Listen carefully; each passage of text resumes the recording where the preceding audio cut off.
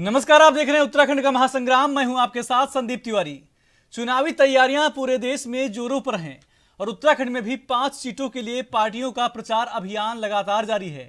प्रधानमंत्री मोदी सहित बीजेपी के कई स्टार प्रचारक उत्तराखंड में चुनावी सभा कर चुके हैं और कई को अभी करनी है, लेकिन उत्तराखंड के लिए कांग्रेस ने अब तक स्टार प्रचारक फाइनल नहीं किए हैं। रिपोर्ट देखिए। उत्तराखंड में 19 अप्रैल को पहले चरण में चुनाव होना है। आपको बता दें कि प्रदेश के तमाम नेता और कार्यकर्ता अपनी अपनी पार्टी के चुनाव प्रचार में तो लगे ही हैं। साथ में ही बीजेपी से प्रधानमंत्री नरेंद्र मोदी सहित भाजपा के कई स्टार प्रचारक उत्तराखंड में चुनावी सभा कर चुके हैं। प्रधानमंत्री नरेंद्र मोदी 2 अप्रैल को रुद्रपुर से उत्तराखंड में चुनाव प्रचार का शंखनाद कर चुके हैं। बीजेपी के राष्ट्रीय अध्यक्ष जेपी नड्डा उत्तराखंड दौरे पर हैं। नड्डा पिथौरागढ़ में चुनावी प्रचार कर चुके हैं और आज हरिद्वार में हैं। नड्डा अल्मोड़ा, टिहरी व हरिद्वार सीट को कवर करेंगे और इन सीटों के लिए प्रचार करेंगे। भाजपा अब अप्रैल के दूसरे हफ्ते में भी स्टार प्रचारकों को चुनावी मैदान में झोंकने जा रही है। आइए आपको दिखाते हैं कि बीजेपी से कौन कब और कहां प्रचार करने आएगा। 8 अप्रैल को शाहनवाज हुसैन हरिद्वार और नैनीताल संसदीय क्षेत्र में भाजपा प्रत्याशी के समर्थन में प्रचार करेंगे। हरिद्वार में अल्पसंख्यक वोटों को साधने के लिए पार्टी ने उनके भगवानपुर, झबरेड़ा, पिरान कलियर और मंगलौर विधानसभा क्षेत्रों में कार्यक्रम लगाए हैं। 8 व 9 अप्रैल को general BK Singh Tehri, Pauri, Nainital Lok Sabha seat पर प्रचार करेंगे। उनकी मसूरी, कैंट, ढालवाला, अल्मोड़ा में जनसभाएं होंगी, जिसमें सैनिक बाहुल्य मतदाता जाता है। 11 अप्रैल को यूपी के सीएम योगी आदित्यनाथ श्रीनगर, गढ़वाल में जनसभा करेंगे। 12 अप्रैल को रक्षा मंत्री राजनाथ सिंह गोपेश्वर और अल्मोड़ा में चुनावी जनसभाएं करेंगे। इसी दिन उत्तर पूर्वी दिल्ली के सांसद मनोज तिवारी भी कैंट, धर्मपुर, गदरपुर और सितारगंज में प्रचार करेंगे। 12 अप्रैल को ही हरियाणा के मुख्यमंत्री नायब सिंह सैनी भी प्रचार के लिए हरिद्वार आएंगे। 14 अप्रैल को केंद्रीय मंत्री स्मृति ईरानी उत्तरकाशी, ऋषिकेश और बागेश्वर में चुनावी जनसभाएं करेंगी। इसके अलावा कंगना रनौत को भी हिमाचल से सटे उत्तरकाशी इलाके में प्रचार के लिए उतारा जाएगा। कंगना को उत्तरकाशी के पुरोला, मौरी समेत कई इलाकों में जनसभा और प्रचार के लिए बुलाया जाएगा। एक तरफ जहां बीजेपी के दिग्गज स्टार उत्तराखंड में प्रचार करने में जुटे हैं, वहीं दूसरी तरफ कांग्रेस ने भी स्टार प्रचारकों की सूची केंद्रीय नेतृत्व को भेजी थी, जिस पर अब तक मुहर नहीं लगी है और प्रदेश के नेता ही अब तक प्रचार प्रसार में जुटे हैं। दूसरे कांग्रेस छोड़कर बीजेपी में जाने वाले नेताओं की अब तक कतार लगी है। हाल ही में हरिद्वार में कई कांग्रेस के नेता पार्टी छोड़कर बीजेपी में शामिल हुए हैं, लेकिन दूसरी तरफ कांग्रेस के नेताओं और कार्यकर्ताओं में स्टार प्रचारकों के न आने से एक मायूसी झलक रही है। कांग्रेस उत्तराखंड में 5 सीटों पर जीत का दावा तो कर रही है, लेकिन जाहिर तौर पर बीजेपी प्रचार प्रसार में कांग्रेस से कहीं आगे दिख रही है। अब तक तो कांग्रेस से कोई स्टार प्रचारक उत्तराखंड नहीं आया है, लेकिन अब देखने वाली बात यह होगी कि कांग्रेस पार्टी नेताओं और कार्यकर्ताओं को कैसे संतुष्ट कर पाती है और कैसे स्टार प्रचारकों की कमी को पूरा करती है।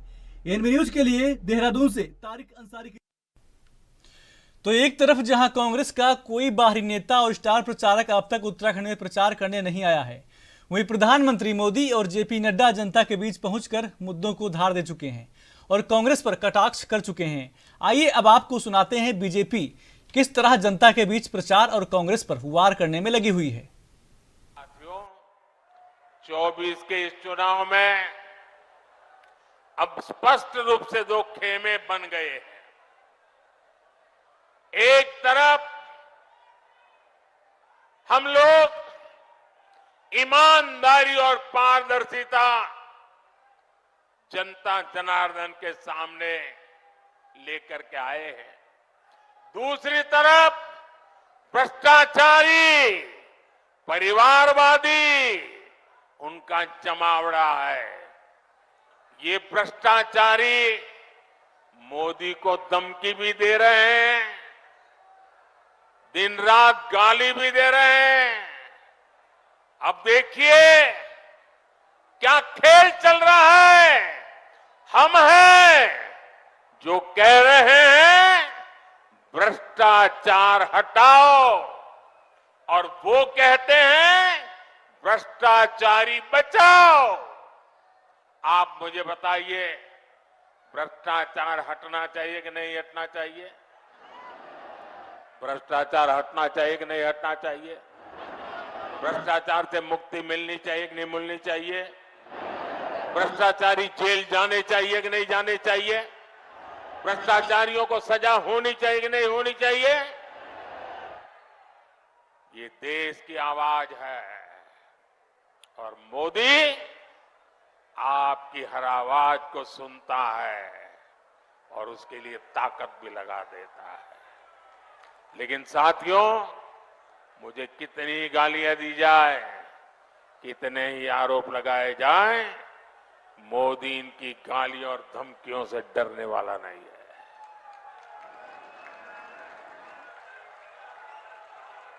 हर भ्रष्ट पर कार्रवाई जारी रहेगी और तीसरे टर्म की शुरुआत में अब 2-2.25 महीने बाकी रहे हैं, बहुत कम समय बाकी रह गया है। तीसरे टर्म में भ्रष्टाचार पर और तेज प्रहार होगा, ये मैं आपको गारंटी देने आया हूं। भ्रष्टाचार हर गरीब का हक छीनता है, हर मध्यम वर्ग का हक छीनता है और मैं गरीब का हक, मध्यम वर्ग का हक किसी को भी छीनने नहीं दूंगा। भाई बहनों, मुझे बहुत ज्यादा नहीं बोलना है। हम सब जानते हैं कि इस बार हमको आपने माननीय अध्यक्ष जी ने एक नारा दिया है कि अपनी बार 400 पार। ये केवल एक नारा नहीं है, ये नए भारत की, एक विकसित भारत की और मोदी जी की गारंटी की चाबी है। उस चाबी को हम सब लोगों ने संभाल के रखना है और उत्तराखंड की जो 5 लोकसभा सीटें हैं, भारतीय जनता पार्टी जीतने जा रही है। अब केवल प्रश्न यह है कि कौन सी सीट कितने वोटों से जीतने वाली है। भाइयों बहनों, कौन सी सीट का अंतर सबसे अधिक होने वाला है, यह प्रश्न है लोगों के बीच में और पूरे देश में। इस बार चर्चा इस बात की नहीं है कि सरकार किसकी बनने वाली है। सबको पता है कि सरकार मोदी जी की बनने वाली है, एनडीए की बनने वाली है, भारतीय जनता पार्टी की बनने वाली है। प्रश्न यह है कि 400 से कितनी अधिक सीटें जाने वाली है। अल्मोड़ा में मेडिकल कॉलेज खुला, कभी सोचा था कि मेडिकल कॉलेज खुलेगा? कभी नहीं सोचा था, लेकिन आज मेडिकल कॉलेज खोले जा रहे हैं। उसी तरीके से ड्रिंकिंग वाटर के लिए 1200 करोड़ रुपए खर्च हो रहा है, मनरेगा में 64 करोड़ रुपए खर्च हो रहा है और धामी जी को प्रधानमंत्री जी ने विशेष प्यार से 41,000 करोड़ रुपए का सेंट्रल फंड दिया और विकास किया। आप बताइए, देहरादून दिल्ली अमृत भारत ट्रेन चल रही है, वंदे भारत ट्रेन चल रही है कि नहीं चल रही है? देहरादून लखनऊ चल रही है कि नहीं चल रही है? आप बताइए, पिथौरागढ़ का एयरपोर्ट और हेलीपोर्ट बन रहा है कि नहीं बन रहा है? आप बताइए, विकास की दृष्टि से नए नए काम हो रहे हैं कि नहीं हो रहे हैं? आप बताइए, कर्णप्रयाग को रेलवे लाइन दी जा रही है कि नहीं दी जा रही है? और इस अहम मुद्दे पर चर्चा करने के लिए हमारे साथ 3 मेहमान जुड़ गए हैं। हेमंत बगड़वाल जी हैं, प्रदेश उपाध्यक्ष हैं कांग्रेस उत्तराखंड से। साथ ही हुकुम सिंह कुंवर जी हैं, वरिष्ठ नेता हैं बीजेपी से। साथ ही गणेश पाठक जी हैं, वरिष्ठ पत्रकार हैं। तीनों मेहमानों का स्वागत है। हेमंत जी, आप ही का रुख करेंगे। चुनाव में ज्यादा वक्त नहीं बचा नहीं है अब, लेकिन कांग्रेस इसके लिए कितना तैयार है? अभी कांग्रेस पूरी तरह से तैयार है जी अभी मैं माननीय प्रधानमंत्री नरेंद्र मोदी जी का भाषण सुन रहा था जी कि भ्रष्टाचारियों को हम सहन नहीं करेंगे जी और इसको हटाना भी होगा, उनको बंद भी करना होगा। और माननीय प्रधानमंत्री जी ने गाली का जिक्र भी किया। तो हम तो ये कहते हैं कि माननीय प्रधानमंत्री जी हमारे नहीं बल्कि सब पूरे भारतवर्ष के प्रधानमंत्री हैं जी। मैंने तो आज तक किसी को माननीय प्रधानमंत्री को गाली देते हुए नहीं सुना है। जहाँ तक उन्होंने बात कही भ्रष्टाचार की, जी तो भ्रष्टाचार में अंकुश अवश्य लगना चाहिए। उसके पक्ष में मैं भी हूँ और हमारी पार्टी भी है। लेकिन जो केवल कांग्रेस में या सौपों में जी या बोसों में यही कोई छापे पर छापे डाले जा रहे हैं। जी तो भारतीय जनता पार्टी के जो बड़े बड़े नेता हैं, जो दिग्गज नेता हैं, उनके यहाँ क्यों नहीं किया ईडी वगैरह के छापे, जीएसटी के छापे और आपके इनकम टैक्स के छापे? अभी हमारे माननीय गोदियाल जी के ऊपर अभी चुनाव चल रहा है उनका, जी उनके ऊपर एक बॉम्बे से नोटिस आया है इनकम टैक्स का। तो क्या इसी समय नोटिस आने का समय था जब वो चुनाव लड़ रहे हैं? मानवता के नाते यदि कोई बात होती भी है तो भाई सरकार भी कहती है कि भाई आगे पीछे कर लो। जैसे अभी इन्होंने माननीय सुप्रीम कोर्ट ने संजय सिंह जी को छोड़ दिया है जी कि इनके ऊपर कोई आरोप प्रत्यारोप नहीं है। उसी मामले में इन्होंने केजरीवाल जी को बंद किया। तो जब उनके ऊपर कोई आरोप प्रत्यारोप नहीं है, उनको सुप्रीम कोर्ट ने जमानत मिल गई है, तो ऐसे ही जो है वो अन्य जो हमारे भारतीय जनता पार्टी के बड़े बड़े दिग्गज नेता हैं उनके यहाँ भी छापे पड़ने चाहिए। मेरा तो ये भी कहना है। ठीक है। हुकुम जी, आवाज आ रही है आपको? हुकुम जी, आपको आवाज आ रही है? हाँ आ रही मेरे को, आ रही। हुकुम जी, देखिए जो भी है कांग्रेस की तरफ से बार बार यही बयान आता है कि बीजेपी कांग्रेस को, पूरे विपक्ष को परेशान कर रही है। अरविंद केजरीवाल का नाम लिया उन्होंने, संजय सिंह का नाम लिया, कहा ईडी और सीबीआई से छापे डलवाते हैं, गोदियाल जी का नाम लिया, कहा उनको भी नोटिस आ गया है।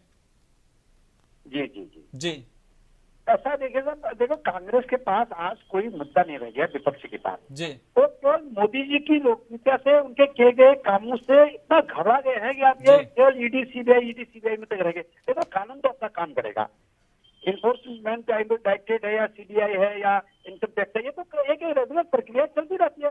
अगर किसी ने कुछ किया नहीं तो डरने की क्या बात है? वो तो कुछ पानी का पानी हो जाएगा। ये तो भैया वो विभाग अपने हिसाब से काम कर रहे हैं और करते रहेंगे। जहां तक सवाल है भारतीय जनता पार्टी का, देखो भारतीय जनता पार्टी ने जो बिसात बिछा दी है, आप जी। उत्तराखंड को ही ले लीजिए, कोई ऐसी सीट नहीं है जहां पर कांग्रेस मुकाबला करने की स्थिति में हो। मैं तो देखो पूरे देखो उत्तर प्रदेश जैसे प्रदेश में कांग्रेस आज 16-17 सीटों में चुनाव लड़ने की हिम्मत नहीं कर पा रही है। बिहार के अंदर 7-8 सीटों में चुनाव लड़ रही है। देखो ये प्रश्न ये है कि भारतीय जनता पार्टी ने मजबूती के साथ जो चुनाव लड़ने की जो योजना बनाई है, मोदी जी के नेतृत्व में 10 साल सरकार चली है, पुष्कर सिंह धामी यहाँ मुख्यमंत्री काम कर रहे हैं, तो कांग्रेस का काम तो आरोप लगाना है ही। तो आरोप लगाए कि भाई ईडी सीबीआई। देखो ईडी सीबीआई में अगर गलत काम नहीं है तो कोई किसी को अंदर करने वाला नहीं है। हमको तुमको तो नहीं कर रहा अंदर, हेमंत सिंह बगुड़ा जी को तो कोई अंदर जी। नहीं कर रहा है। गलत काम करेगा तो अंदर जाएगा, बाहर आएगा, वो तो एक प्रक्रिया है। लेकिन चुनाव के मुद्दों पर हम ये कहते हैं कि इस समय देखो मोदी जी की एक बिसात तो चल रही है, इसमें दो राय नहीं है। मोदी जी ने जो संगठन को खड़ा किया है और देश में अपनी एक विशिष्टता कायम की है और गारंटी की जो योजनाओं की बात की है, विकास कार्य की बात की है, सड़कें चौड़ी कड़ी की बात की है, पेयजल समस्या को दूर किया है और हर घर को अनाज देने की बात की है, नल देने की बात की है, रोजगार की बात की है, भ्रष्टाचार मिटाने की बात की है। इसमें लोगों का विश्वास तो बढ़ रहा है, इसमें दो राय नहीं है। ये मैं कहना चाहता हूं। ठीक है। गणेश पाठक जी, देखिए कांग्रेस की तरफ से अभी भी समय चुनाव में ज्यादा बचा नहीं, उसके बावजूद सिर्फ ईडी और सीबीआई का राग अलापा जा रहा है। क्या आने वाले चुनाव में इससे काम कांग्रेस का चलने वाला है या फिर कोई ठोस रणनीति बनाने की जरूरत है? देखिए, कांग्रेस भाजपा को कांग्रेस पर वार करने का जी। सही मौका मिलता रहा है। 2014 के बाद आपने देखा होगा कि आज भी जो है भाजपा को 10 साल हो गए हैं, मोदी सरकार को 10 साल हो गए हैं, जी लेकिन आज के दिन भी जो है ये लग रहा है कि कांग्रेस सत्ता में है और मोदी जी विपक्ष में है। जी जो उनका वार करने का तरीका जी। है, आपने रुद्रपुर में मोदी जी का भाषण सुनाया और कल मैं पिथौरागढ़ में उनके अध्यक्ष नड्डा जी का भाषण सुन रहा था और आपका देहरादून विकास संघ का भी भाषण सुन रहा था। जी। तो मतलब उनका जो तरीका है आरोप लगाने का, उस पर आरोप लगा रहे हैं। ये नहीं कह रहे कि हमने 10 साल में ये किया और आने वाले 5 साल में ये करेंगे। जी ये तो रही भाजपा कांग्रेस जी। की। अब सवाल ये है कि कांग्रेस क्या करे। जी। कांग्रेस के लिए इधर मतलब वो कहते हैं ना कि मतलब दोनों तरफ उसको मतलब गिरना ही गिरना है, दोनों तरफ उसके लिए मुश्किल घड़ी है, कहाँ को जाए वो उसके ईडी और ये सहज नारा है। कांग्रेस ये नहीं कर पा रही है आज तक कि 10 साल में इन्होंने जो है देश में सही काम किए या नहीं जी। किए। अगर नहीं किए तो उनको नहीं बता पा रही है, अगर किए तो उनको नहीं बता पा रही है। मतलब कांग्रेस को भी कांग्रेस के साथ दिक्कत ये आ रही है कि यही कारण है। आज आपने देखा होगा कि जी। गौरव जो है रात में कहते हैं कि साहब मैं ये जो है मैं मतलब कांग्रेस को उनका मन नहीं लग रहा है और अगले दिन वो सवेरे रिजाइन देते हैं, दोपहर बाद तो बीजेपी ज्वाइन कर लेते हैं। और भाजपा ज्वाइन करने के बाद जो है, कल मैं एक एनालिसिस पढ़ रहा था करीब 40% लोगों के पर जो लगे केस है भाजपा ने उनको माफ कर दिया है। वो अब मतलब सब धुल गए हैं, उनके पास सारे धुल गए जी। हैं। तो जाहिर है मतलब कांग्रेस जो आरोप लगा रही है वो आरोप गलत नहीं लगा रही है, आरोप तो सही लगा रही है। लेकिन सवाल इस बात का है कि क्या ये आरोप अभी लगाने की जरूरत है या नहीं है। अभी कांग्रेस को लोगों के साथ एकजुट होके, मोटिवेट होके, बढ़िया तरीके से लोगों के बीच में जाना चाहिए, अपने लोगों को रोकना चाहिए। देखिए कि ये मतलब आप अभी उत्तराखंड एक छोटा सा राज्य है, 13 जिलों का राज्य है, इस 13 जिले में कांग्रेस अपने नेताओं को नहीं संभाल पा रही है। तो ये कितनी मुश्किल घड़ी है, ये तो कांग्रेस के लिए तो बहुत मुश्किल घड़ी हो गई है। मतलब जो भाजपा कह रही है कि कांग्रेस मुक्त मतलब वो एक मतलब राजनीति मतलब एक दिशा देना चाहती है बीजेपी। तो अब आप देखें कि यहाँ तो भाजपा में जो है कांग्रेस युक्त हो रही है, भाजपा पूरे कांग्रेस युक्त हो रही है। तो ये तो एक बहुत ही मतलब अजीबोगरीब स्थिति हो रही है। देखिए संदीप जी, आज जो इलेक्शन हो रहा है उस इलेक्शन में मतदाता खामोश है, मुद्दे गायब हैं, नेताओं ने क्या किया ये रिपोर्ट कार्ड कोई नहीं पूछ रहा है। मैं अपने 40 साल की पत्रकारिता की लाइफ में पहला इलेक्शन देख रहा हूँ। जो इलेक्शन दिल्ली से लेकर पिथौरागढ़ तक बहुत ही नीरस है, मुद्दे गायब हैं, मतदाता उदासीन है। मतलब बिल्कुल मतलब एक ऐसी स्थिति आ गई है कि क्या इलेक्शन हो रहा है या नहीं हो रहा है, इसकी चहल पहल नहीं है। अब आपको पता नहीं कैसा लग रहा है, आपको भी शायद लग रहा होगा तो बात मैं कह रहा हूँ कि सही कह रहा हूँ नहीं कह रहा हूँ, आप इसको देखें, लेकिन बहुत नीरस इलेक्शन है। ठीक है, देखिए हेमंत जी आवाज आ रही है आपको? हुकुम जी आपको आवाज आ रही है? जी आ रही है। हुकुम जी देखिए, क्या ऐसा चल रहा है कि जो पूरी कांग्रेस है वो बीजेपी में लिप्त हो रही है, या फिर कुछ ऐसी भी चीजें जो कांग्रेस की तरफ से बयान लगातार दिए जा रहे हैं कि जो बीजेपी में शामिल हो जाता है उसके जो पाप होते हैं धुल रहे हैं बीजेपी वाले? नहीं, ऐसा नहीं है। देखो बीजेपी की तरफ आकर्षण बढ़ रहा है लोगों का, अन्य पार्टी के नेताओं का भी आकर्षण बढ़ रहा है, क्योंकि जो पार्टी अच्छा कर रही है उसकी तरफ आकर्षण बढ़ता है। ये तो स्वाभाविक प्रक्रिया है। ये तो आदमी दलदल की तरफ थोड़ी जाता है, जहाँ उज्जवल भविष्य दिखता है उधर की तरफ बढ़ रहा है। इसलिए भारतीय जनता पार्टी उदयमान पार्टी के नेतृत्व में चल रहा है, मोदी जी के नेतृत्व में उदयमान पार्टी हो रही है, और कांग्रेस के लोग आ रहे हैं, कांग्रेस ही नहीं अन्य दलों के लोग भी आ रहे हैं। मैं समझता हूँ कि अच्छी की तरफ लोग बढ़ते हैं, जहाँ अच्छा हो रहा है वहां जाने चाहिए। तो कांग्रेस के मित्रों को मैं सजेशन देना चाहता हूँ कि उसको अपने घर को ठीक करना चाहिए, अपने खेत खलिहान को ठीक करना चाहिए, ताकि उनके जो लोग हैं वो वहाँ टिके रहे। ठीक है आएंगे हुकुम जी आएंगे भी। हेमंत जी आवाज आ रही है आपको? हेमंत जी, क्या कांग्रेस की स्थिति ऐसी बन गई कि एक तरफ कुआं है दूसरी तरफ खाई है? नहीं, ऐसा नहीं है। कांग्रेस पार्टी एक बहुत पुरानी पार्टी है, और इन्होंने कांग्रेस में जब से देश आजाद हुआ तब से स्कूल से लेकर के सब्बल तक सारी चीजें कांग्रेस ने बनाई है। मैं तो माननीय नेता भारतीय जनता पार्टी वालों से पूछना चाहता हूँ कि इन्होंने 10 साल में ऐसी कौन सी नई चीजें कर दी हैं? क्या हल्द्वानी में, क्या नैनीताल में, क्या देहरादून में कोई इन्होंने रेलवे लाइन डाली है? अभी मैं सुन रहा था कि साहब रेलवे लाइन डाली है, तो रेलवे लाइन क्या बागेश्वर डाली है, क्या कर्णप्रयाग डाली है? कहाँ पर डाली है इन्होंने 10 वर्षों में चुनाव जीतने के बाद? इतिहास में आज पहली बार ऐसा देखने को मिल रहा है 2019 और 24 में कि जब चुनाव होते हैं, दो बार चुनाव हो गए हैं इनके जीतने के बाद, तो जब चुनाव होते हैं तो ये कहीं न कहीं विपक्ष को परेशान करने वाली बातें सामने उजागर करते हैं। अभी देखिए गौदियाल जी चुनाव लड़ रहे हैं, इतने साफ सुथरे छवि वाले हैं, अच्छे व्यक्ति हैं, चरित्रवान हैं और व्यवहार कुशल हैं, तो ठीक चुनाव तो आएगा क्यों नहीं? दोनों तो खाई एक ठीक चुनाव और चुनाव के बाद इनकम टैक्स का नोटिस। तो आखिर ऐसी कौन सी चीजें हैं, ऐसी कौन सी इतनी जल्दीबाजी है कि इनकम टैक्स का नोटिस अभी दिया जाए? क्योंकि सरकार वर्तमान में सरकार बीजेपी की है, तो जो चाहे वो बीजेपी करे, इसमें हमें कोई आपत्ति नहीं है, लेकिन सबके साथ समान व्यवहार ये होना चाहिए। ठीक है हेमंत जी, जवाब देते हैं।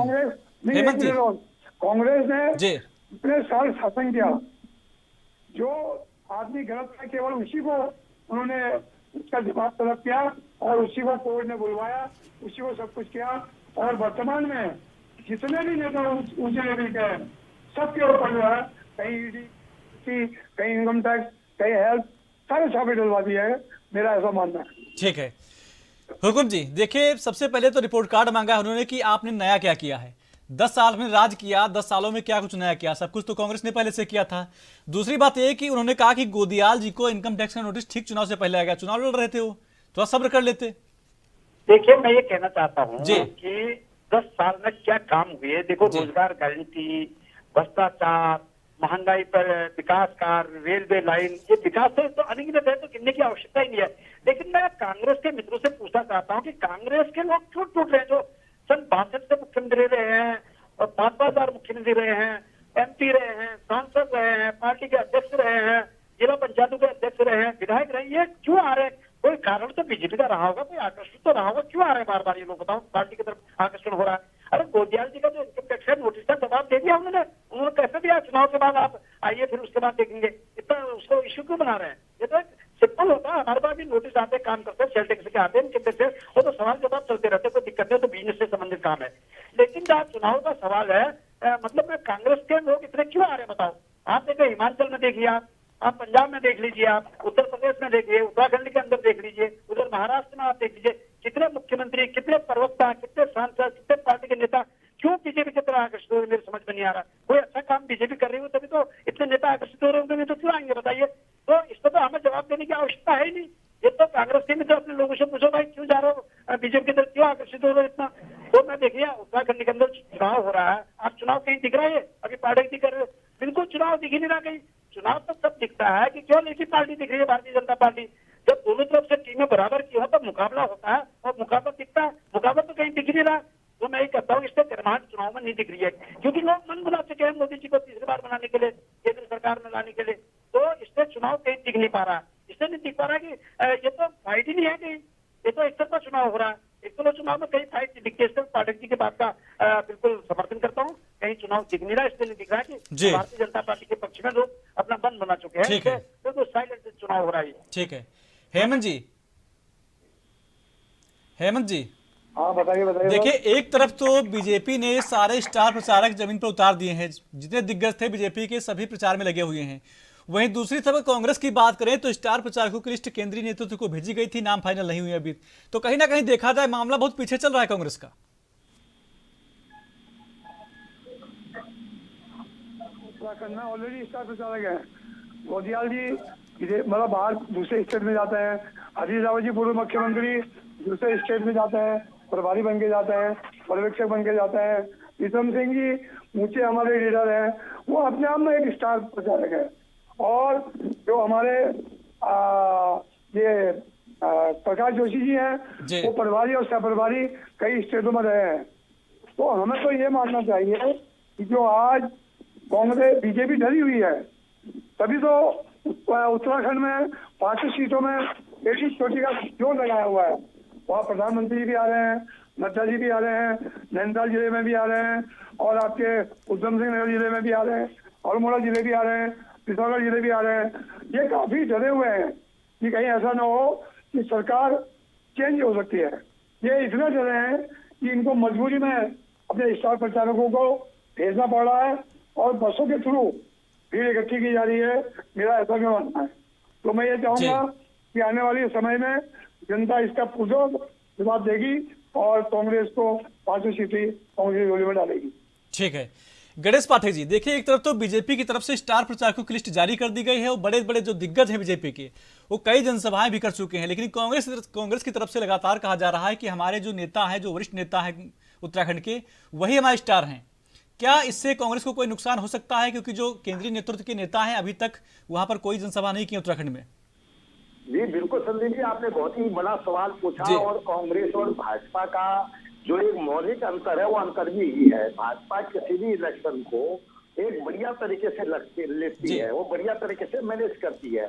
देखिए कि उत्तराखंड में पहले चरण में चुनाव हो रहा है, अभी तक कांग्रेस ने कम से कम मतलब आपकी 500 सीटों में जो कांग्रेस के स्टार प्रचारक हैं, राहुल गांधी, प्रियंका गांधी, उनके राष्ट्रीय अध्यक्ष या तमाम राज्यों के पूर्व मुख्यमंत्री, हिमाचल के मुख्यमंत्री, तो ये इन लोगों ने अभी तक उत्तराखंड को रोक देना चाहिए था। उत्तराखंड में इनकी कई जनसभाएं हो जानी चाहिए थी, उससे एक माहौल बनता है। लेकिन क्योंकि कांग्रेस इसमें संसाधनों के अभाव से भी जी रही है, उसके साथ संसाधनों की बहुत ज्यादा कमी हो गई है, ये उसका लक्षण दिख रहा है।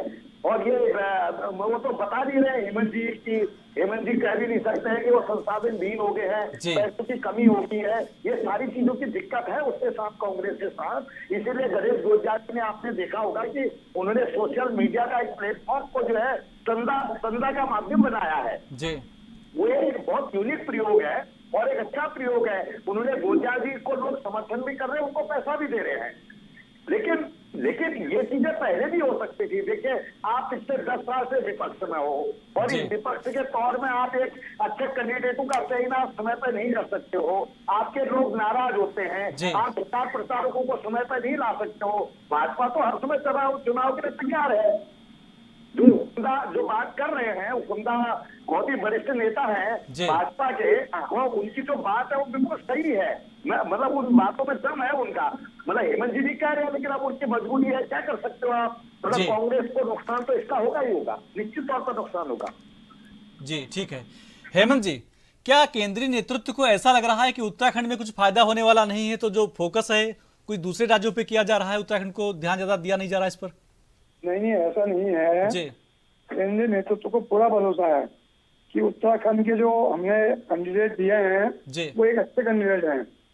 अभी आप चाहें तो युवा कांग्रेस जो हमारे प्रकाश जोशी जी हैं, युवा हैं, और गणेश गोलजात जी मजे हुए हमारे उम्मीदवार हैं, जो सिंह उज्ज्वला जमीन से जुड़े हुए व्यक्ति हैं, वो प्रमुख से लेकर के विधायक से लेकर चेयरमैन तक के उनने पद हासिल किए हैं। और हरीश रावत जी तो अपने आप में एक स्टार प्रचारक हैं, वो दूसरे स्टेटों में जाते हैं, चुनाव प्रचार करते हैं। तो ठीक है, कुछ समय में अभी हमारे कांग्रेस में, क्योंकि हेमंत जी समय होने वाली है। बिल्कुल हेमंत जी, थोड़ा सा रोकेंगे, क्योंकि जब से मल्लिकार्जुन खड़गे दौरे पर आए थे उत्तराखंड के, उसके बाद कहीं ना कहीं देखा जाए पूरा जो केंद्रीय नेतृत्व है उत्तराखंड से किनारा काट बैठा है, क्योंकि उन्होंने एक बयान दिया था कि जो कार्यकर्ता है उसमें उत्साह की काफी कमी देखने को मिल रही है। उसके बाद कोई बड़े नेता नहीं आए उत्तराखंड।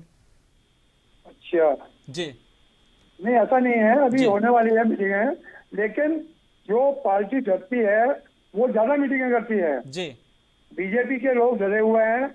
और मैं तो ये कह रहा हूँ कि प्रकाश जोशी जी अभी युवा हैं, नए नेता हैं, काफी सुलझे हुए हैं, तो उनके यहाँ जब पीएम साहब आ गए, सीएम साहब आ गए, और आपके अमित शाह जी आ रहे हैं, और इनके अखिल भारतीय जनता पार्टी के अध्यक्ष आ रहे हैं, तो आखिर इतनी क्यों डरे हुए हैं, मैं तो ये पूछना चाहता हूँ। और ठीक चुनाव के समय जो इन्होंने विपक्षियों पर वार किया है, वो वार भाषण के थ्रू नहीं, मैं तो ये कहता हूँ कि अपनी उपलब्धियां गिनाएं कि हमने हल्द्वानी में स्टेडियम बनवाया, हमने हल्द्वानी में ISBT बनवाई, हमने फलानी जगह ये बनवाया, हॉस्पिटल बनवाया, स्कूल बनवाए, कॉलेज बनवाए। और जो पद हैं, मतलब यदि आज 500 उदाहरण के तौर पर 500 स्कूल हैं, तो 200 स्कूलों के बराबर पद सृजित नहीं है। जो 200 स्कूल हैं उसको 500 स्कूल के विद्यार्थी टीचर पढ़ा रहे हैं। टीचरों की कमी है, पुलिस की कमी है, पटवारियों की कमी है, और बेरोजगार जो है बेरोजगार घूम रहा है। जो रोजगार में लगे हुए थे फैक्ट्रियां, वो इनने बंद कर दी है। कहीं GST के छापे, कहीं इसके छापे, कहीं उसके छापे, कई फैक्ट्रियां से बंद हो गई है, तो बेचारे बेरोजगार हो गए। पलायन हो रहा है उत्तराखंड से, इन्होंने पलायन आयोग भी बनाया। उत्तराखंड में इतनी बड़ी बेरोजगारी है कि आज यदि हम कुछ गाँव में लगाते हैं तो बंदर, सुअर और लंकुश सब उसको खत्म कर देता है। ये चीजें पहले नहीं थी। ठीक है जी। ठीक है मुझे हुकुम जी, देखिए लगातार यही फिर से एक बयान आया है हेमंत जी का। उनका कहना है कि अगर बात करें बेरोजगारी की, महंगाई की, पलायन की, तो ये वो बड़े मुद्दे हैं जिनको लगातार कांग्रेस की तरफ से उठाया जा रहा है। क्या इससे आने वाले चुनाव में बीजेपी को कोई नुकसान हो सकता है? देखो, बीजेपी को कोई नुकसान का तो कोई चांस है जी। देखिए, यहाँ पर जो हमारी 5 सीटें लोकसभा की उत्तराखंड की बात कर रहे हैं, यहाँ जब टिकट बने तो कहीं कोई बगावत ही नहीं हुई। लेकिन कांग्रेस के अंदर देखो बड़े चेहरे जो थे वहां पर, ओडी गढ़वाल जी, खंडूरी जी के लड़के जो क्या मनीष खंडूरी पार्टी छोड़ के चले गए, और इधर हमारे खुद प्रकाश जोशी का जो क्षेत्र है कालाडूंगी, जो विधानसभा से चुनाव लड़ रहे, महेश शर्मा पार्टी छोड़ के चले गए। ऐसे अमोवेश हरिद्वार में देखो हरक सिंह रावत बिल्कुल विरोध के मूड में है यहाँ हरीश रावत के खिलाफ। तो कांग्रेस तो अपने अंदरूनी अंतरकलह में जूझ रही है ना, उसको जी। भाजपा से लड़ने का तो कोई मौका ही नहीं मिला, तो खुद आपस में लड़ रहे हैं लोग। पहले आपस में लड़ाई ठीक ठाक कर ले तो अच्छा है, आगे की तैयारी कर रहे हैं लोग। हम इनको मना थोड़ी कर रहे हैं कि आप चुनाव में मत जीतो। और हम हमारी तरफ से थोड़ी कमजोर हो रही कांग्रेस। कांग्रेस तो अपने अपने कार्यों से कमजोर हो रही है ना, अपने कार्यकर्ताओं को ठीक करके कमजोर नहीं होती। भारतीय जनता पार्टी तो अपना काम कर रही है, कैंडिडेट खड़ा कर रही है, लड़ा रही है, स्टार प्रचारक आ रहे हैं, संजीवित तरीके से चुनाव लड़ लिया और एक रणनीति की तरह चुनाव लड़ लिया। कोई भी चुनाव बिना रणनीति के नहीं जीता जा सकता है, ये मान के चलना। या मोदी जी के नेतृत्व में, अमित शाह जी के नेतृत्व में बड़ी रणनीति की तरह पूरे देश के अंदर पुनः अपना सरकार बनाने की योजना हो रही है 24 में, मोदी जी को प्रधानमंत्री बनाने की। इसलिए देखो कांग्रेस के मित्रों को मैं कहना चाहता हूँ कि आप अंतरकलह से जूझ रहे हो, हमसे नहीं जूझ रहे हो आप। हमसे जूझना तो तब आप जूझोगे जब अपनी अंतरकलह खत्म कर लो। इनकी लड़ाई खत्म नहीं हो रही, अभी राय में अमेठी कौन चुनाव लड़ेगा तय नहीं कर पा रहे हैं, जब कांग्रेस की परंपरागत सीट है। अब इसमें हम लोग क्या कर सकते हैं बताओ? हम इसमें कुछ नहीं कर सकते। हम तो इनको एक सद्बुद्धि सद्भावना राय दे सकते हैं कि मित्रों अच्छा काम करो, अपनी पार्टी को आगे कराओ। और हम तो नहीं चाहते कि तरफा चुनाव हो, लड़ाई कहीं दिखनी चाहिए, कहीं दिख नहीं रही है, मैं ये कहना चाह रहा हूँ। ठीक है, गणेश पाठक जी आपसे समझने का प्रयास करेंगे क्योंकि चर्चा लगभग आधे घंटे हो चुकी है, लेकिन एक चीज समझ में नहीं आ रही। जो मुद्दे कांग्रेस की तरफ से उठाए जा रहे हैं, महंगाई, बेरोजगारी, पलायन उत्तराखंड के लिए, क्या ये मुद्दे असरदार होंगे इस चुनाव में, या फिर कोई ठोस रणनीति कांग्रेस को अभी भी बनाने की जरूरत है कि इन मुद्दों से काम नहीं चलेगा? देखिए ये मुद्दे बिल्कुल कारगर होंगे, ऐसा नहीं जी। कि मुद्दे कारगर नहीं होंगे। लोगों में जो निरस्ता का एक बड़ा कारण जी। है वो ये कारण है, महंगाई एक बड़ा इशू है, बेरोजगारी एक बड़ा इशू है, पलायन एक बड़ा इशू है, इशू सब कुछ है। प्रचंड गर्मी चल रही है और इस गर्मी के बीच में कई इलाकों में बिजली नहीं है। जी। कहा जा रहा है कि नहीं आपको बिजली हमेशा दी जाएगी, मुद्दे हैं। लेकिन ये है कि जो जनता ये विश्वास जनता को नहीं आ रहा है कि क्या जो मतलब क्या कांग्रेस की सरकार बनने जा रही है। जनता एक तरह से भ्रमित की शिकार है।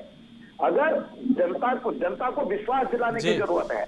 ये रंगत चुनाव में रंगत में आने का बड़ा कारण भी है। और जो भाजपा के बड़े नेता आ रहे हैं, प्रधानमंत्री आ रहे हैं, जेपी नड्डा जी आ रहे हैं या अन्य स्टार प्रचारक आ रहे हैं, ऐसा नहीं कि उनको ये लग रहा है कि नहीं हम ये सीट जीत गए हैं। अगर आप जी। पूरे उत्तराखंड में देखें तो अभी कई सीटों में कांटे का मुकाबला हो रहा है। पौड़ी में कांटे का मुकाबला है, अल्मोड़ा पिथौरागढ़ में कांटे का मुकाबला है और यहाँ नैनीताल सीट में भी जो कांग्रेस के प्रत्याशी हैं वो जी। सीट गेन कर रहे हैं और लोगों में उत्साह नहीं है। अगर कम मतदान होता है तो बहुत कुछ हो सकता है। ऐसा नहीं है कि ये चीजें ऐसी हैं, ऐसा नहीं है। लोग मुद्दों से प्रभावित हैं, लेकिन उनको ये विश्वास नहीं है। वो कांग्रेस की जो लीडरशिप है, जो टॉप लेवल की लीडरशिप है, उस लीडरशिप से पर विश्वास नहीं है।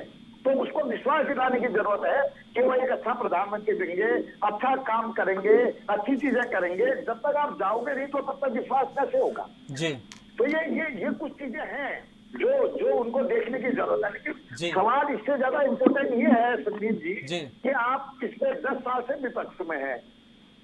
अगर आप अपने लोगों को नहीं जोड़ पा रहे हैं, जी सवाल ये सबसे इम्पोर्टेंट है कि आप लोगों को क्यों नहीं जोड़ पा रहे हैं। अगर आप लोगों को जोड़ ही नहीं पाएंगे तो कैसे काम चलेगा?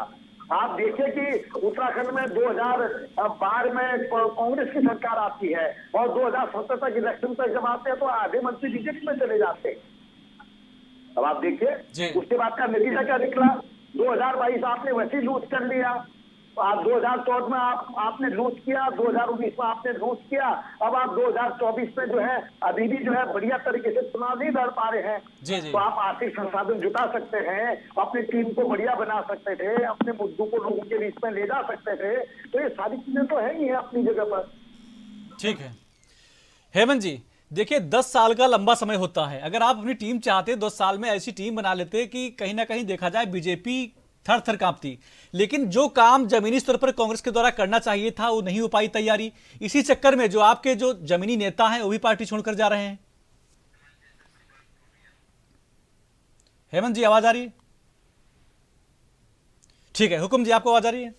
हाँ हरियाणी बच्चों बताओ। हुकुम जी, एक लगातार हेमंत जी बात कर रहे थे कि हमारे जो स्टार हैं, जैसे हरीश रावत का नाम ले रहे थे, गोदियाल जी का नाम ले रहे थे, कहते हमारे यही स्टार हैं। और बीजेपी वाले जो स्टार प्रचारक यहाँ पर उतार रहे हैं तो वो इसलिए उतार रहे हैं क्योंकि वो डरे हुए हैं। स्टार है, खुद चुनाव हारे 2 बार 3 बार, अल्मोड़ा उनकी घरवाली हारी, उसके बाद हरिद्वार हारे, उनकी घरवाली हरिद्वार हारी, फिर नैनीताल में पार्लियामेंट हारे, 4 बार विधानसभा चुनाव हारे, वो तो बहुत बड़े स्टार प्रचारक है, उनके बारे में तो कहना ही बेकार है। और जहाँ तक सवाल है, प्रकाश जैसे युवा नेता है, ठीक है, अच्छा चरित्र है, किसी कैंडिडेट पर कोई व्याख्या थोड़ी कर रहे हो। देखो, हम तो कांग्रेस के मित्रों से यही कह रहे हैं कि आप मुकाबला करो, मुकाबला अच्छा मुकाबला करोगे तो हमें बहुत खुशी होगी। और कहीं मुकाबला दिख नहीं रहा ना, मुकाबला दिखना चाहिए। एक तरफ मुकाबले में हमें भी मजा नहीं आ रहा चुनाव लड़ने में। तो मैं चाहता हूँ कि देखो, कांग्रेस अपनी चीजों से रोज टूट रही है। कांग्रेस आदि कांग्रेस से टूट गई, कार्यकर्ता टूट गए, कहीं कोई टूट गए, कोई टूट गए, कोई ऐसा भी नहीं है। मैं तो चाह रहा हूँ कि ये लोग कहीं आए, सब लोग मैदान में, सब लोग। देखो, हरिराव जी स्टार प्रचारक है, अपने बेटे को घुमा रहे हैं हरिद्वार में, सुबह से शाम तक पसीना छूट गया उनका। हाँ, इतने बड़े स्टार प्रचारक है, एक दिन हरिद्वार नहीं छोड़ पा रहे हो। अब कितने बड़े स्टार प्रचारक है बताओ जी, है ना। ठीक है हेमंत जी, देखिए 10 साल, आवाज आ रही है आपको हेमंत जी? हेमंत जी, 10 साल का एक लंबा वक्त होता है, लेकिन 10 साल में लगता है कांग्रेस ने कोई जमीनी स्तर पर कोई मेहनत नहीं की। इसी का नतीजा है जो आपके जमीनी नेता हैं वो भी कांग्रेस छोड़कर जा रहे हैं और कार्यकर्ताओं में भी कोई खास उत्साह देखने को नहीं मिल रहा है। नहीं, देखिए, जो लोग जा रहे हैं जी, यदि आप पूरे हिंदुस्तान में उठा के देख रहे हैं तो जितने लोग बीजेपी कांग्रेस से बीजेपी में गए जी, कहीं उनके ऊपर ईडी के छापे हैं, कहीं उनके ऊपर जीएसटी के हैं, कहीं ऊपर उनके ऊपर इनकम टैक्स के हैं, कहीं उनके ऊपर भ्रष्टाचार के हैं। तो मैं तो ये कहना चाहता हूँ कि अभी अभी हमारे छोटे भाई हुकुम कुंवर जी ने कहा कि खंडूरी, मनीष खंडूरी, महेश शर्मा, हरक सिंह रावत, राणा मैडम राणा, हरक सिंह जी की बहू, ये सब बीजेपी में चले गए हैं। तो ये जब हरक सिंह जी हैं, इनकी बहू है, और आपके राणा है, ये तीनों के ऊपर जब ईडी का छापे पड़े थे तो वर्तमान में चुनाव के समय ईडी ने तो बंद कह दिया कि भाई चुनाव तक इनके ऊपर कुछ नहीं होगा। यानी अगर वहां जाएंगे तो हरिद्वार के गंगा जल डाले थे वो सब शुद्ध हो जाएंगे, और दूसरे दल में जाएंगे वो सब विस्तृत होंगे, वो भ्रष्टाचारी भी होंगे, वो करप्ट भी होंगे, वो ईडी के छापे भी बढ़ेंगे, जीएसटी के भी बढ़ेंगे, हेल्थ के भी बढ़ेंगे। तो मेरा ये कहना है कि जब दूसरे दलों में है तो करप्ट हैं, जब बीजेपी में आते हैं तो वो साफ सुथरे और उनको गंगा जल बना करके शुद्ध कर दिया जाता। क्या कोई ऐसा इनका तंत्र मंत्र है? ये मुझे बताएं। लेकिन हेमंत जी, लगातार बीजेपी की तरफ से तो यह कहा जा रहा है कि जो भी कार्रवाई हो रही है कानून के तरीके से हो रही है। नहीं, कहाँ हो रही है? अभी जैसे राणा है और हमारे हरक सिंह जी की बहू जो कांग्रेस से विधायक लड़ी हुआ है, हरक सिंह जी हैं, तो इनके ऊपर ईडी ने, आपने पढ़ा पेपर में कि ईडी ने जो है फिलहाल इनकी वो स्थगित कर दी है। आगे ऐसा क्यों? मैं तो ये पूछना चाहता हूँ, जब इनकी स्थगित हुई तो और भी स्थगित क्यों नहीं हुई है? भाई कई लोग 1.5-2 साल से बंद हैं, इनके कोई प्रूफ नहीं हुआ है, और केजरीवाल के ऊपर कोई प्रूफ नहीं हुआ है। संजय सिंह को इन्हें छोड़ दिया है सुप्रीम कोर्ट ने कि भाई इनके ना तो कोई प्रूफ है ना कोई तथ्य मिला है, और इसको नजीर न समझा जाए, ये उन्होंने और ऐड कर दिया है। ठीक है, ये देखिए ना। जी जी, ठीक है। गणेश पाठक जी, देखिए, कांग्रेस की तरफ से या पूरे विपक्ष की बात करें तो जो एलिगेशन बीजेपी पर लगाए जा रहे हैं कि जो भी हमारे नेता हैं उनको ईडी और सीबीआई की तरफ से परेशान किया जा रहा है, इससे बचने का क्या कोई कांग्रेस के पास रास्ता बचा हुआ है कि ये चीजें ना हो, या फिर जो चीजें चल रही हैं इससे अभी बचाव संभव नहीं? कांग्रेस या पूरे विपक्ष की बात करें तो ये सब जो चीजें हैं चलती रहेंगी अभी। देखिए, उसमें कहा जाता है राजनीति में और प्रेम में सब कुछ जायज है जी। ये केवल आज पहली बार ऐसा नहीं हो रहा है कि मोदी सरकार ही ऐसा कर रही है। मतलब कांग्रेस के दौर में भी रहा, सत्ता में कांग्रेस ज्यादा रही है तो उसने कम स्तर पर किया, उसने बड़े स्तर पर नहीं किया, उसने एक छोटे से स्तर पर किया, उसने भी ये काम किया है। ये काम तो ऐसा नहीं किया है। अब मतलब उससे बचने का उपाय तो कांग्रेस ही जान सकती है, ढूंढ सकती है कि कैसे उसको बचा जाए, कैसे क्या किया जाए। लेकिन जो सबसे बड़ी बात है, जो हम राजनीति में शुचिता की बात करते हैं, पारदर्शिता की बात करते हैं, ऑनेस्टी की बात करते हैं, जो ईमानदारी की बात करते हैं, और तो मुश्किल पैमानों पर भाजपा, कांग्रेस या कोई भी दल है जो राजनीतिक दल है, उन दलों को खरा उतरने की जरूरत है।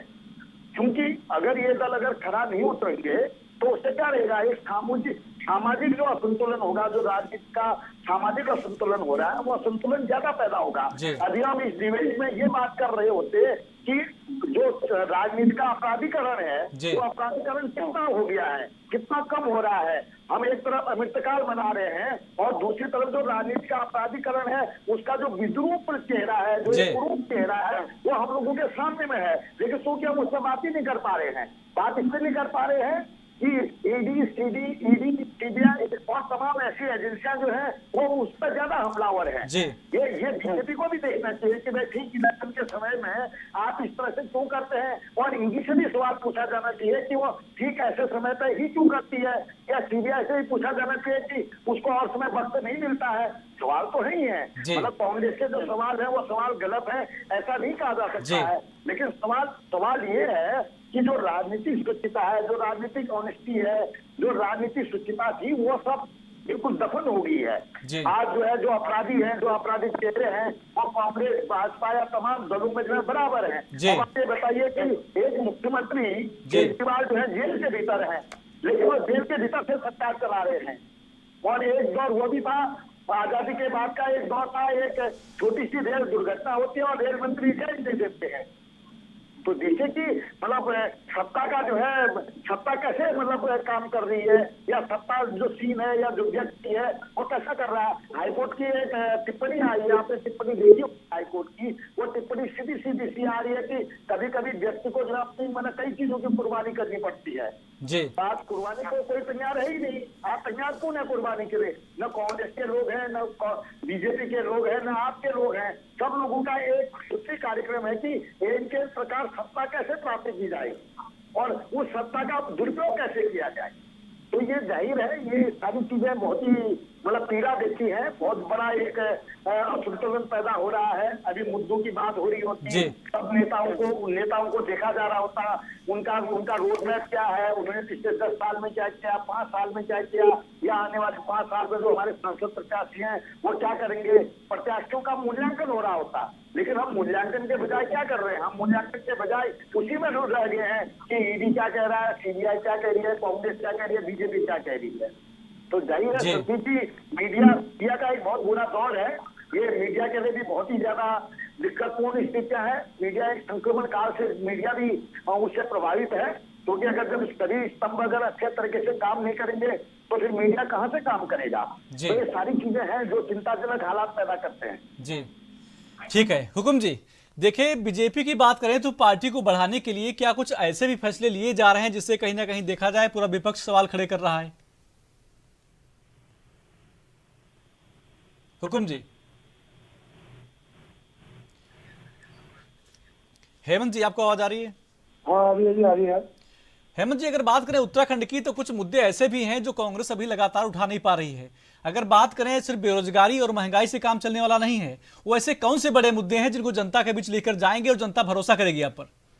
देखिए आज मतलब महिला सुरक्षित नहीं है, हम जितना अत्याचार इतना बड़ा हुआ है, ऐसे कई कांड हुए हैं जी, लेकिन सरकार के लोग उसमें इन्वॉल्व हैं, इसलिए सरकार के लोगों ने कुछ नहीं किया। पुलिस प्रशासन उनके कब्जे में है, प्रशासन उनके कब्जे में है। आज यदि कोई काम करने के लिए हम लोग कहते हैं सही काम भी, तो वो काम नहीं हो रहे हैं। धौलापाल में इतना बड़ा स्टेडियम बना विश्व लेवल का, लेकिन आज तक वो स्टेडियम में स्पोर्ट्स नहीं हुए, जबकि 2018 में तैयार हो चुका था, वो हैंडओवर नहीं किया गया। ISBT स्टार्ट हो गया था, ISBT आज हल्द्वानी में इतना चक्का जाम है कि ISBT की वजह से हल्द्वानी बिल्कुल घिरा हुआ है।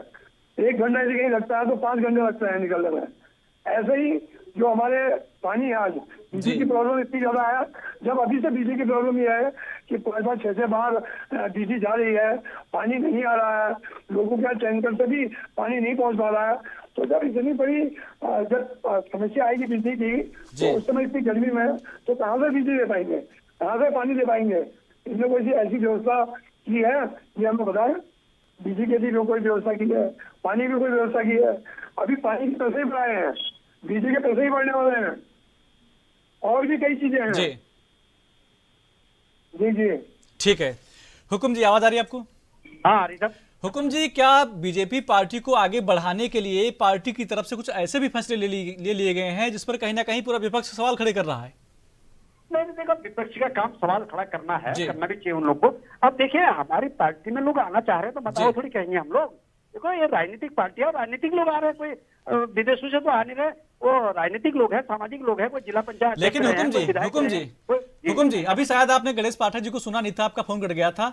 गणेश पाठक जी ने साफ कहा था अगर ईडी सीबीआई कार्रवाई कर रही है तो अगर चुनाव से ठीक पहले ही कर रही हो तो इतने दिन से क्या कर रही थी? सवाल तो बनता है ना, उनसे भी होना चाहिए।